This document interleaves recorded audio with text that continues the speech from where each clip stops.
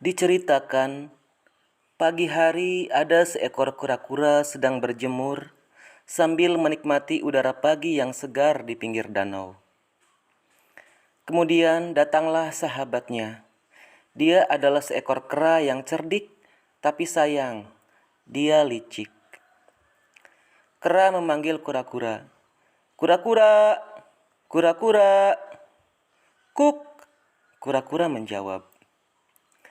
Kemudian kera menghampiri kura-kura yang sedang asik berjemur itu. Kera, kamu sedang apa? Ah, biasa sedang berjemur, jawab kura-kura. Daripada berjemur terus, mendingan metik cabai yuk, ajak si kera. Di mana? Di kebun Pak Tani, cabainya sudah merah. Kura-kura, gak mau ah, kamu mah suka berisik, takut ketahuan sama Pak Tani, jawab kura-kura. Enggak, dijamin, sekarang mah enggak akan berisik, kata kera. Yakin nih enggak akan berisik? Tanya kura-kura. Enggak, serius, enggak akan berisik, jawab si kera. Saya juga takut dong ditangkap sama Pak Tani, kata kera. Oke, kalau kamu enggak berisik, kita berangkat ke kebun Pak Tani sekarang, ajak si kura-kura. Kemudian kura-kura dan kera berangkat ke kebun Pak Tani. Singkat cerita, mereka sudah tiba di kebun dan terlihat jelas cabai milik Pak Tani sudah matang dan berwarna merah. Kemudian kera dan kura-kura masuk ke kebun. Kura-kura masuk lewat celah pagar, sedangkan kera naik melompati pagar. Setelah berada di dalam kebun, dua sahabat ini makan cabai sepuasnya. Saking pedasnya, kera teriak, "Sehah lata-lata, sehah lata-lata." "Shh, jangan berisik, nanti ketahuan sama yang punya kebun," bisik si kura-kura. Tetapi si kera enggak menghiraukan apa kata temannya tadi dan terus berteriak, "Sehah lata-lata, sehah lata-lata, aduh pedas." Benar saja, apa yang ditakutkan kura-kura jadi kenyataan. Suara si kera yang kencang terdengar sama Pak Tani yang rumahnya tidak jauh dari kebun tersebut. Pak Tani pun buru-buru lari ke kebun. Setibanya di kebun, Pak Tani melihat ada kera dan kura-kura yang sedang asik memakan cabai miliknya. Pak Tani teriak, "Kena kamu ya, ternyata kalian suka mencuri cabaiku selama ini." Sambil berlari mengejar kura-kura dan kera yang sedang lahap makan cabai. Kera dan kura-kura sangat kaget ketika mendengar teriakan Pak Tani itu. Kemudian kera loncat dan naik ke atas pohon. Sementara kura-kura nggak bisa lari, jangankan lari, jalan saja sangat lambat. Kura-kura hanya bisa berteriak minta tolong sama sahabatnya. Tetapi si kera tidak memperdulikan, bahkan tidak melirik sedikit pun, dan terus melompat dari pohon ke pohon. Kura-kura yang jalannya lambat dan merayap, kemudian ditangkap sama Pak Tani. "Kena kamu ya sekarang, ternyata kamu yang suka mencuri cabai di kebunku. Kamu akan saya sembelih, dagingnya akan dimasak buat makan besok," kata Pak Tani. Kemudian kura-kura dibawa pulang ke rumah Pak Tani, lalu dimasukkan ke kandang. Rencananya besok pagi kura-kura akan disembelih. Diceritakan saat malam hari, rupanya diam-diam si kera datang menjenguk si kura-kura yang sedang termenung dalam kandang. "Kera, shh, kura-kura, kamu sedang apa?" tanya si kera. Ternyata kamu kera. Ini saya sedang merasa bahagia," jawab kura-kura. "Bahagianya kenapa?" tanya si kera lagi. "Iya, tadi Pak Tani ngomong, katanya saya mau dinikahkan dengan anaknya yang cantik itu," jawab kura-kura. "Hah?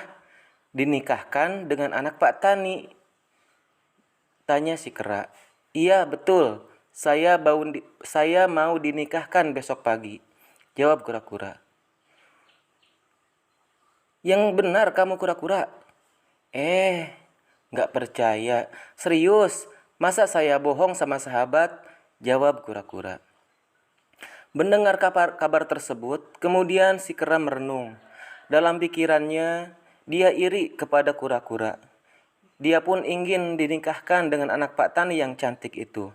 Si kera memutar pikiran, bagaimana cara agar dirinya juga bisa nikah dengan anak Pak Tani itu. Kemudian si kera berbicara kepada kura-kura. Kura-kura, bagaimana kalau kita tukar tempat atau tukar posisi? Kamu yang di luar, saya yang di dalam kandang. Kata si kera. Nggak mau. Ntar nggak jadi nikah sama anak Pak Tani. Jawab kura-kura. Saya mah kasihan sama kamu. Semalaman kamu dikurung di dalam kandang. Apa tidak bosan? Tanya kera. Si kera terus merayu dan memaksa agar kura-kura bersedia keluar kandang dan dirinya menggantikan kura-kura yang berada di dalam kandang itu. Karena bujukan dan rayuan si kera yang terus-menerus, akhirnya kura-kura pun mengalah dan dia mau keluar dari dalam kandang. Oke, saya mau keluar dari dalam kandang, tapi ada syaratnya, pinta kura-kura. Syaratnya apa? Tanya kera. Syaratnya gampang. Sebelum kamu masuk ke dalam kandang, tolong lemparkan dulu saya ke danau. Jawab kura-kura. Gampang atuh itu mah. Jawab kera. Kemudian si kera mengeluarkan kura-kura dari dalam kandang tersebut. Lalu dibawanya ke pinggir danau. Tanpa pikir panjang, kura-kura langsung dilemparkan ke tengah danau. Setelah itu, si kera kembali lagi ke rumah Pak Tani dan masuk ke dalam kandang untuk menggantikan kura-kura.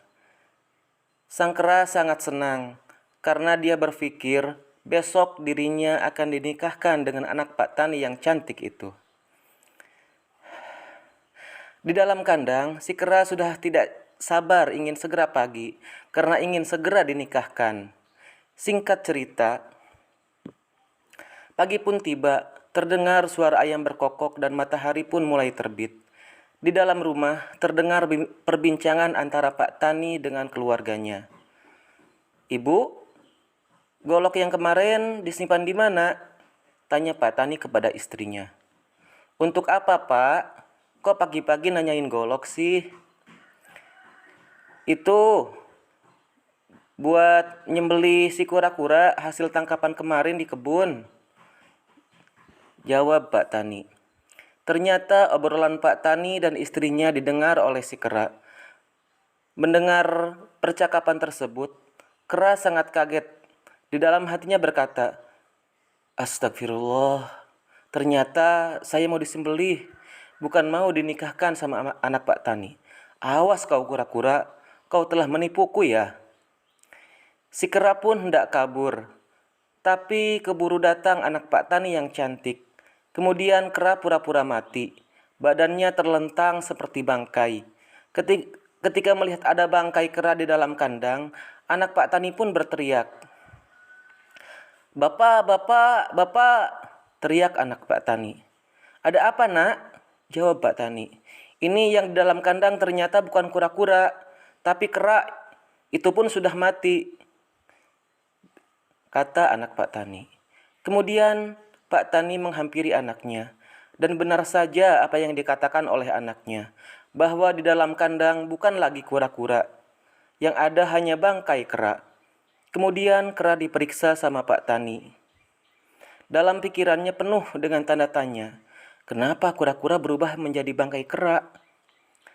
Kemudian Pak Tani membuang bangkai kera ke semak-semak tanpa pikir panjang.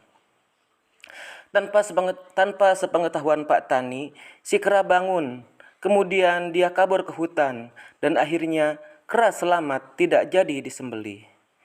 Tamat. Kalau kalian suka dengan video ini, jangan lupa like dan subscribe ya, agar kalian tidak melewatkan dongeng-dongeng berikutnya. Terima kasih.